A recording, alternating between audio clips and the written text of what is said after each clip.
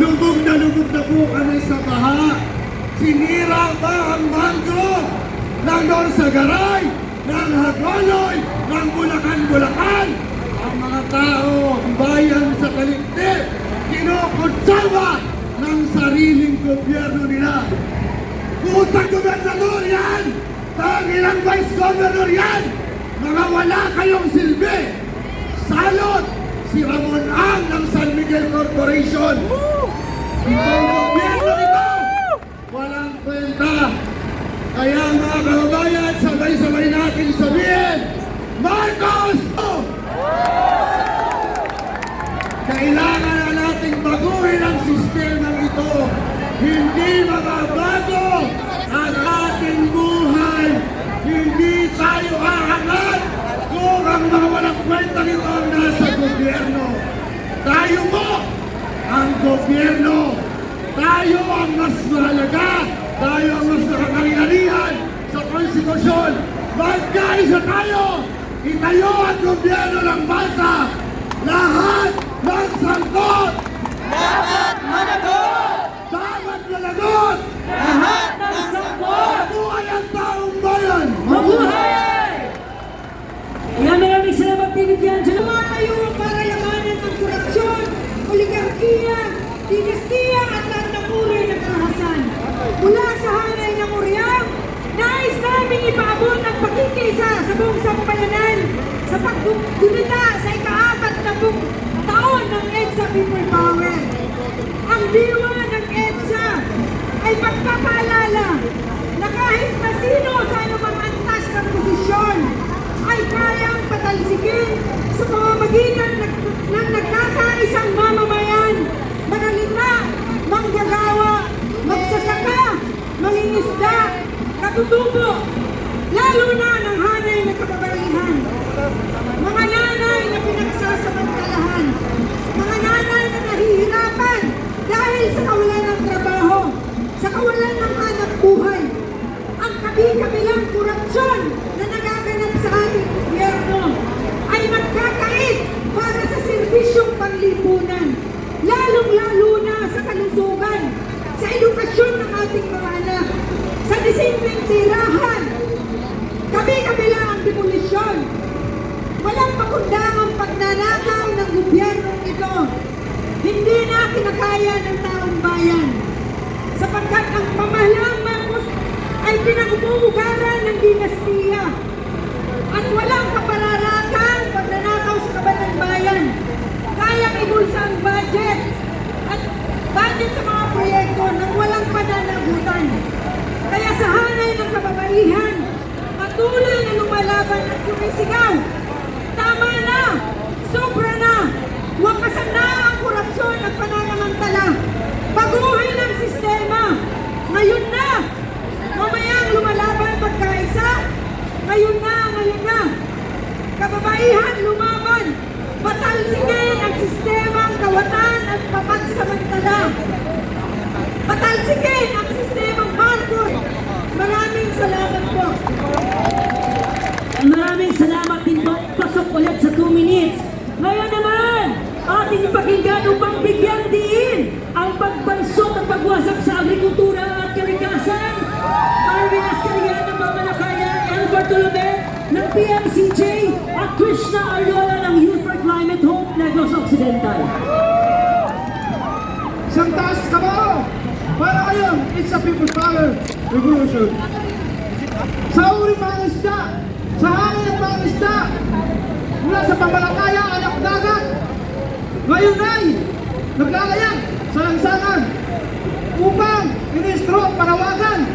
Kaninang umaga, pumunta kami sa ahensya ng Bimang upang ministro ang panawagan na ibasura ang batas na hindi nakakatulong sa maliliit mga isda.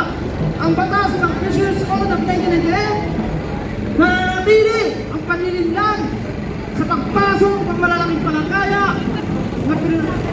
na kinatigan ng Korte Suprema. Dahil ang mismong DA ang siyang magbabayari ng malaking palangkaya na si Joe Lauren. Sa aking karanasan, sa buhay na karanasan, kung alam nyo, may dilubyong proyekto sa Manila Bay. Ang dilubyo ay ang proyektong reklamasyon. Dalawa yan na magkasabungat, reklamasyon at bidding. Ano nga ba ang epekto ng proyektong reklamasyon?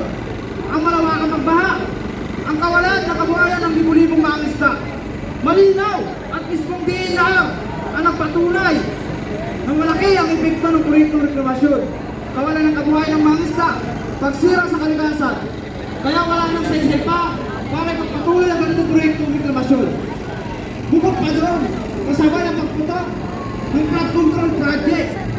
Bilyones ang binibigay dyan para sa senador at kongresista. At walang iba ang nagkukumpirma kundi ang perdugo na nasa Malacanang na si Marcos Jr. Nakikisa ang pamalakaya ng panawagan malinaw taong bayan. Pagkalisigin si Marcos Jr. Maraming salamat. Wow, just in time siya. Sa 2 minutes, narinig mo natin si Arvin Escaria ng pamalakaya. Ngayon naman, si El Bartolome ng Philippine Movement for Climate Justice. Isang makakalikasang pagbati po sa ating lahat mula po sa hanay ng Philippine Movement for Climate Justice. Naniniwala po kami na walang hustisyang pangklima kung walang umiiral na demokrasya. 40 taon na po ang nakalipas simula noong EDSA at isa na namang Marcos ang nakaupo. Ang kalagayan natin hindi gumaan, lalo pang bumigat. At ngayon, ang nakikita natin ay tumitinding pagbaha, lumalalang sakuna at lumulobong korupsyon. Ang flood control projects na siya sanang pananggalang ng mamamayan ay naging daluyan ng pandarambong. Hindi po ito tama. Para po sa Philippine Movement for Climate Justice, nakikita natin na ganito pa rin ang sistema at walang pinagkaiba. At ang aral na nakukuha natin ngayon sa EDSA ay may hangganan ang pagtitiis ng mamamayan. May hangganan ang lahat ng pangungurakot. At kapag ang masang api ang bumawi ng kapangyarihan, hindi lang mukha ang magbabago. Hindi lang politiko ang magbabago. Sistema ang ating babaguhin. Ang tao, ang bayan! Ngayon ay lumalaban! Ngayon ay lumalaban! Ang tao, ang bayan! Isang mapagpalayang hapon, mga kasama! Lahat ng sangkot! Dapat managot! Lahat ng sangkot! Dapat managot! Ako po si Krishna mula sa Power for People Coalition at sa Youth for Climate Hope na nagbibitbit ng boses ng mga consumer, kabataan at ng ordinaryong Pilipino at nakikiisa sa laban ng mamamayan kontra korupsyon. Ang amin pong binibitbit na panawagan ay hustisyang pangklima. Kami po, hindi bago sa amin ang karanasan ng baha. Taon-taon, tayo ay nagbibilang ng numero ng mga patay dahil sa baha at bagyo. Matagal na, bago pa nagka-iskandalo sa flood control, ay matagal na pong sinasabi ng mga iba't ibang grupo at ng mga apektadong sektor na kailangan natin bigyan ng solusyon ang problemang pangkalikasan. Kasi dito nagmumula ang ating yaman, dito nagmumula ang ating ekonomiya, ngunit hindi po nila sinusolusyonan.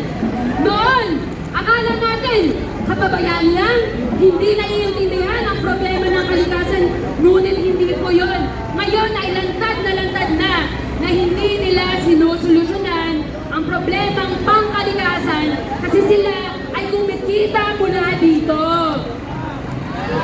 Kailangan po nila na tayo ay maghirap at tayo ay mamatay upang sila ay kumita at mailuklok nila ang kanilang sarili sa mga posisyon kung nasaan sila ngayon. Ito po ang ating realidad ngayon sa usapin ng kalikasan at klima. At hindi rin po tingin sa ating kaalaman na sa industriya ng kuryente, sa industriya ng kalikasan ay malaki din po ang korupsyon na nangyayari. Panawagan po namin na kasama ng lahat dito ay panawagan rin po natin ang panawagan natin patungkol sa korupsyon. Hindi lamang DPWH ang imbestigahan, kundi pati na rin ang DOE at ang Energy Regulatory Commission kung saan bilyon-bilyong dolyar ng negosyo ang dumadaan doon at ang mga pera nila doon ang siyang nagbibigay at nilalagay sa kampanya ng mga kurakot na nakaupo ngayon. Maraming salamat po. Mabuhay tayong lahat.